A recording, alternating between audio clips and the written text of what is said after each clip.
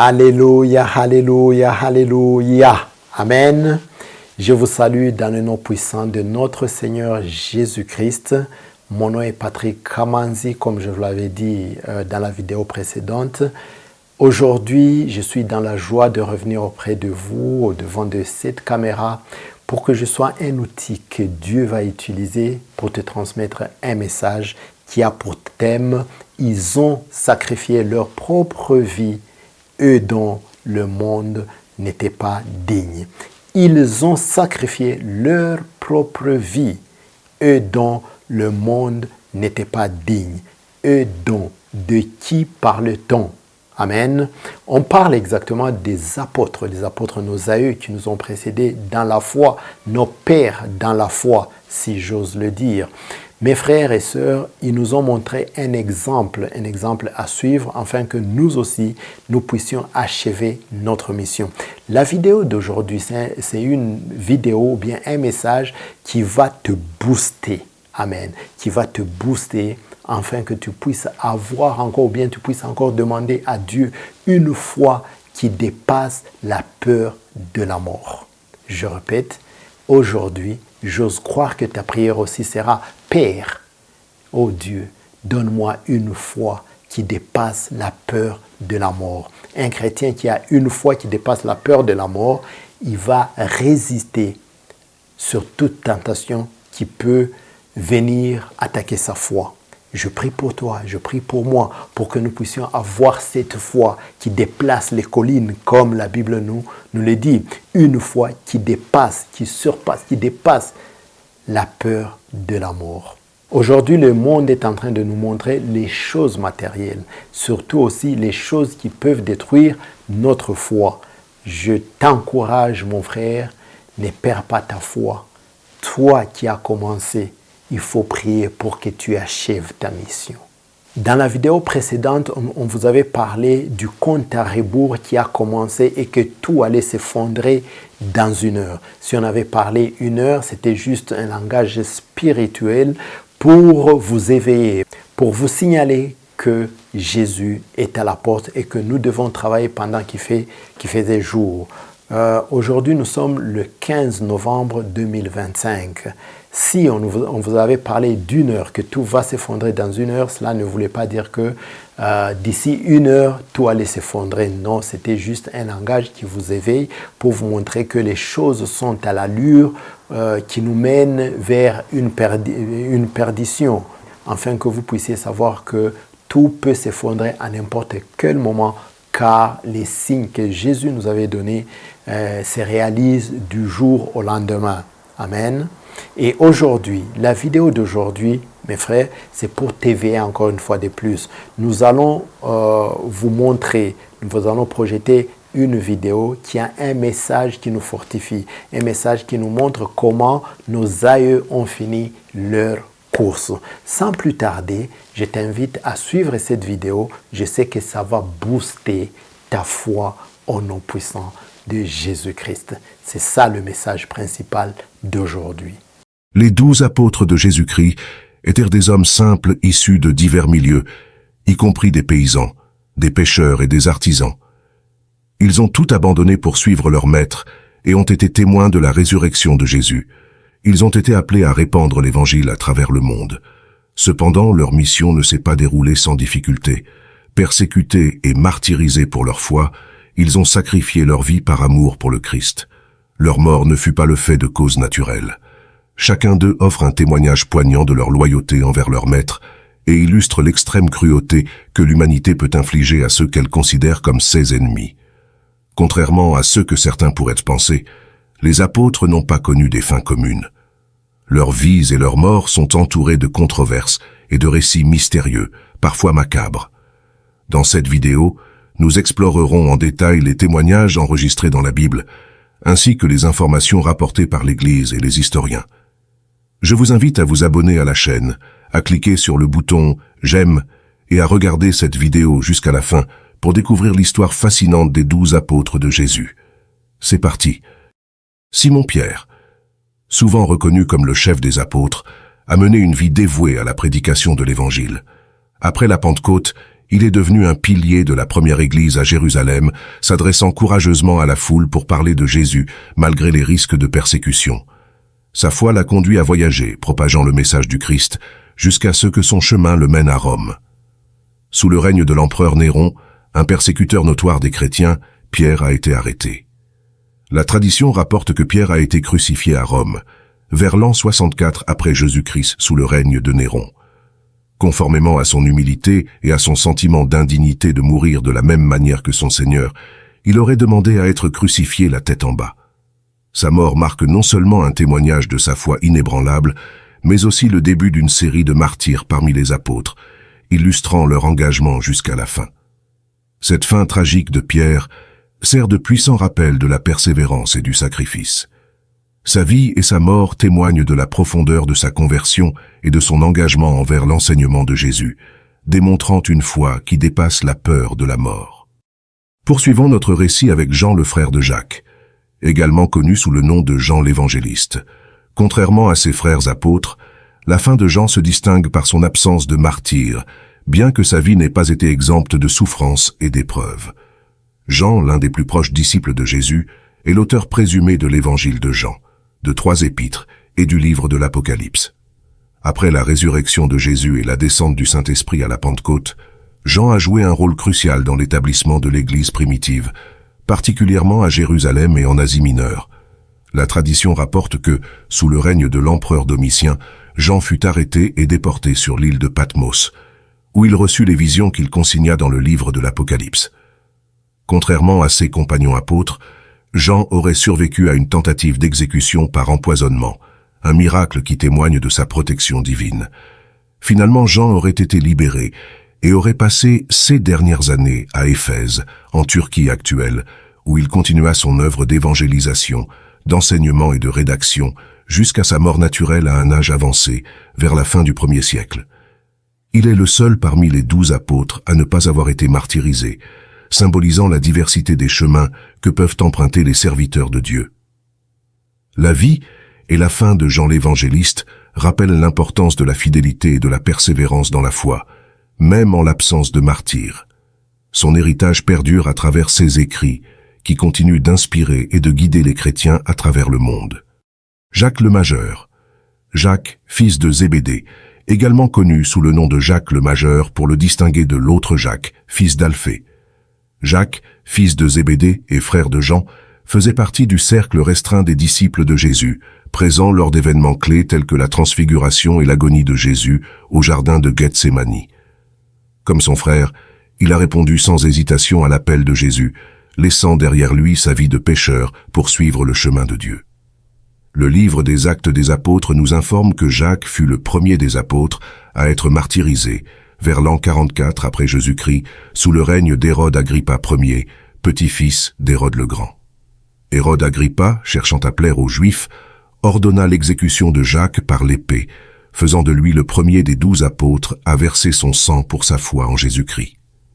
La mort de Jacques le Majeur a eu un impact profond sur la communauté chrétienne naissante, soulignant à la fois la brutalité de la persécution qu'ils affrontaient et la force de leurs convictions. La perte de Jacques a également servi de catalyseur, poussant les apôtres et les croyants à répandre davantage l'Évangile, malgré les dangers. Selon la tradition, les restes de Jacques ont été transportés par ses disciples jusqu'en Galice, dans le nord-ouest de l'Espagne, où il est devenu le saint patron de l'Espagne et l'objet d'un pèlerinage majeur, le célèbre Camino de Santiago. Philippe. Poursuivons avec l'histoire de Philippe, l'un des premiers disciples à avoir été appelé par Jésus à le suivre. Contrairement aux premiers apôtres qui étaient principalement des pécheurs, peu de détails sur la vie pré-apostolique de Philippe sont donnés dans les évangiles. Philippe était originaire de Bethsaïde, la même ville que Pierre et André. Les évangiles le dépeignent comme un homme pragmatique et direct, posant des questions qui révèlent sa recherche de compréhension. Il joue un rôle notable dans plusieurs épisodes, comme lorsqu'il informe Jésus de la présence du jeune garçon avec 5 pains d'orge et 2 petits poissons avant la multiplication des pains. Après la résurrection de Jésus et la Pentecôte, Philippe, comme les autres apôtres, s'est consacré à la prédication de l'Évangile. La tradition chrétienne rapporte qu'il a voyagé en Phrygie, dans la partie occidentale de la Turquie moderne, pour y répandre la bonne nouvelle. Le martyre de Philippe est sujet à diverses traditions. L'une des histoires les plus répandues affirme qu'il a été crucifié à Hiérapolis, en Phrygie, autour de l'an 80 après Jésus-Christ. Certaines sources prétendent qu'il a été crucifié la tête en bas, à sa demande, ne se jugeant pas digne de mourir de la même manière que Jésus. D'autres récits suggèrent qu'il a pu être lapidé ou exécuté par d'autres moyens. Quelle que soit la méthode, son martyre est un témoignage de sa foi inébranlable et de son engagement envers l'Évangile. Le sacrifice de Philippe rappelle aux croyants la valeur de la persévérance dans la foi, même face à la persécution. Sa vie et sa mort témoignent de la diffusion de l'Évangile au-delà des frontières juives, marquant l'expansion du christianisme dans le monde gréco-romain. Thomas est principalement connu pour avoir douté de la résurrection de Jésus jusqu'à ce qu'il puisse voir et toucher les blessures de Christ de ses propres mains.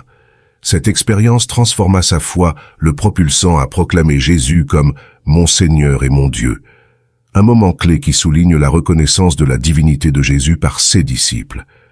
Après la Pentecôte, Thomas est dit avoir voyagé plus loin que la plupart des apôtres pour répandre l'Évangile.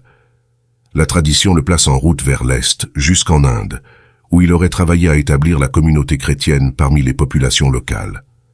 16 communautés, qui revendiquent encore aujourd'hui leur héritage thomasien, témoignent de l'impact durable de son ministère.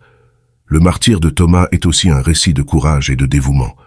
Selon la tradition, il a été tué par une lance en Inde, près de l'actuel Chennai, alors qu'il priait, devenant ainsi un martyr pour sa foi.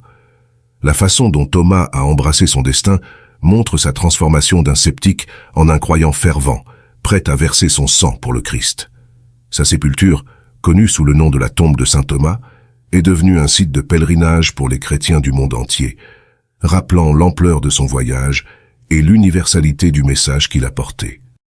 Poursuivons notre voyage à travers les vies des apôtres avec Matthieu, également connu sous le nom de Lévi, le collecteur d'impôts, dont la conversion est un témoignage puissant du message inclusif de Jésus. Son histoire est celle d'un homme qui a laissé derrière lui une vie de péché et de corruption pour suivre Christ et devenir l'un de ses disciples les plus dévoués.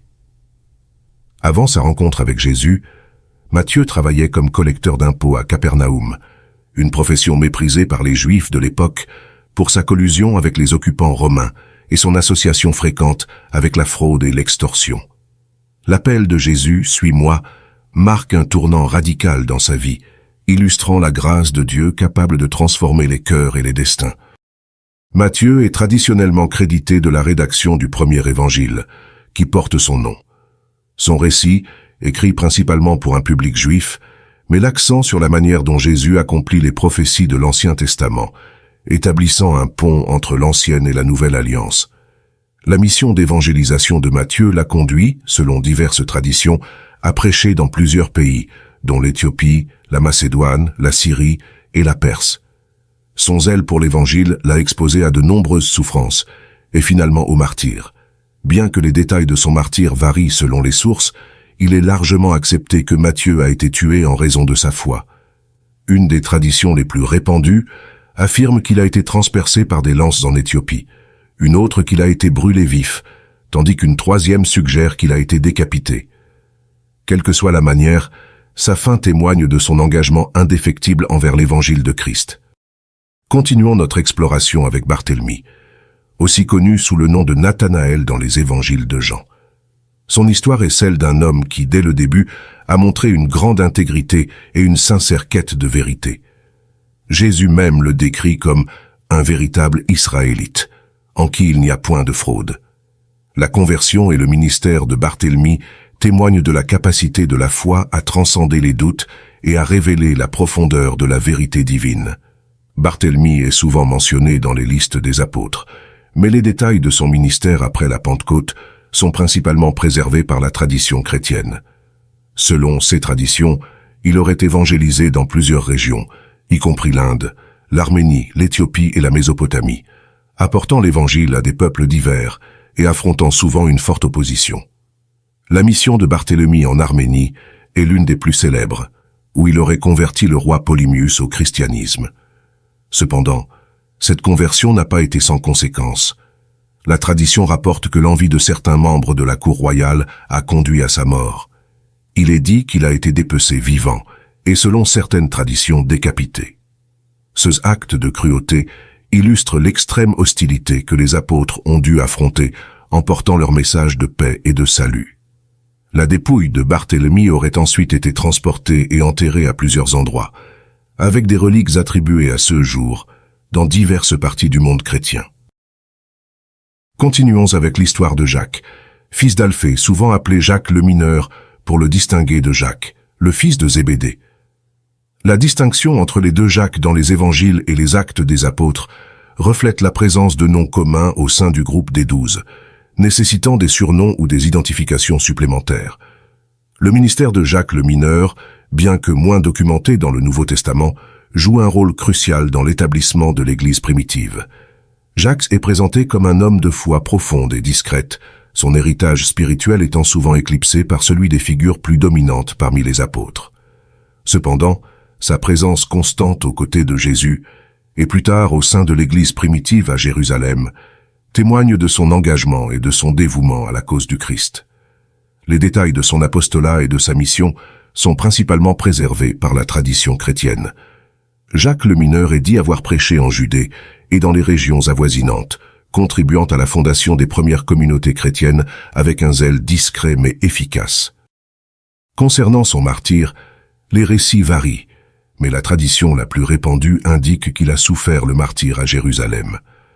Selon Hégésippe, un historien chrétien du IIe siècle, Jacques aurait été précipité du pinacle du temple de Jérusalem pour avoir refusé de renier sa foi en Jésus comme le Messie.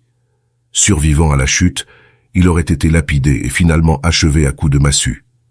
Cette fin tragique souligne non seulement la brutalité de la persécution que les premiers chrétiens ont dû affronter, mais aussi la force de conviction et la fidélité de Jacques le mineur envers son Seigneur, son exemple servant de guide pour ceux qui cherchent à vivre une vie de foi authentique et engagée.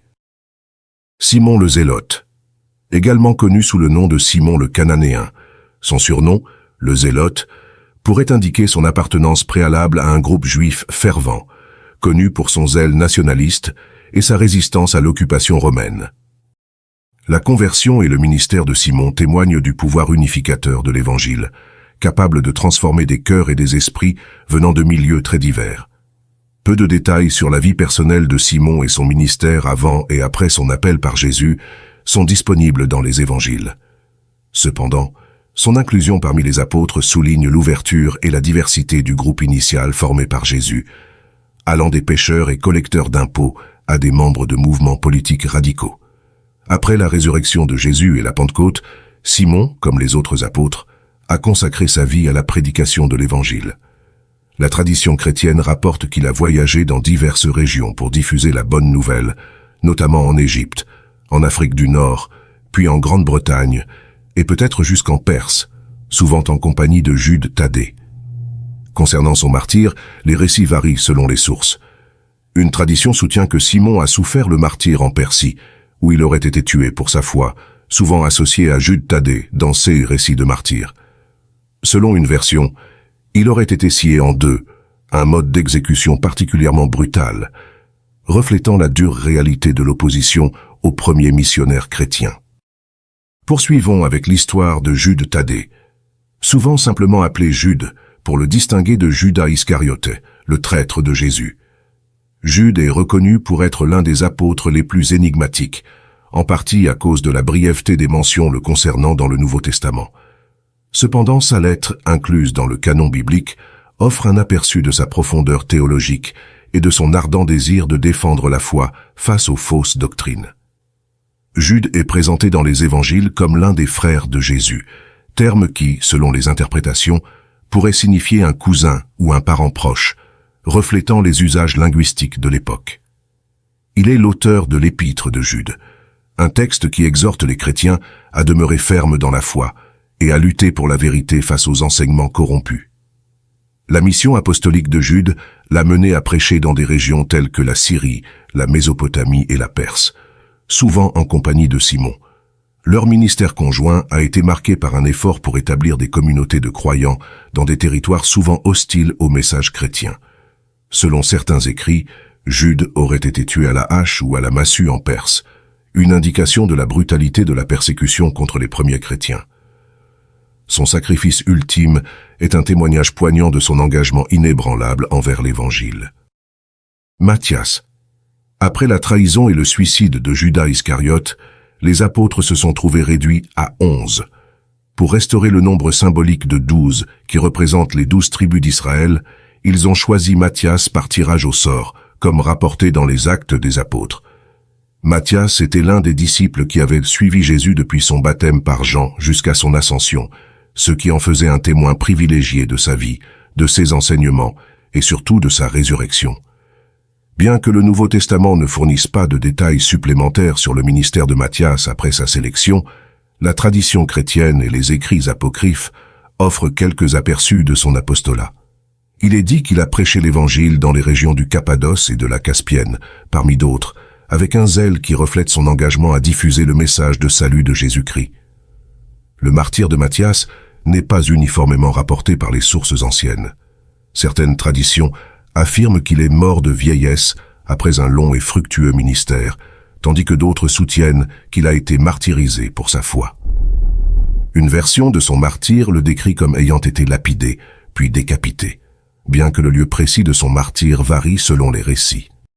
Paul de Tarse. Paul, connu à l'origine sous le nom de Saul de Tarse, était un pharisien et un citoyen romain qui persécutait les chrétiens avant sa conversion dramatique sur le chemin de Damas. Cette expérience transformationnelle, où il a été aveuglé par une lumière divine et a entendu la voix de Jésus, a changé le cours de sa vie. Après sa guérison miraculeuse et son baptême par Ananias à Damas, Paul est devenu l'un des plus grands missionnaires du christianisme, dédiant sa vie à prêcher l'Évangile aux gentils, aux Juifs et aux rois. Le ministère de Paul l'a mené à voyager à travers le bassin méditerranéen, établissant des églises dans des régions clés comme l'Asie mineure, la Grèce et éventuellement Rome.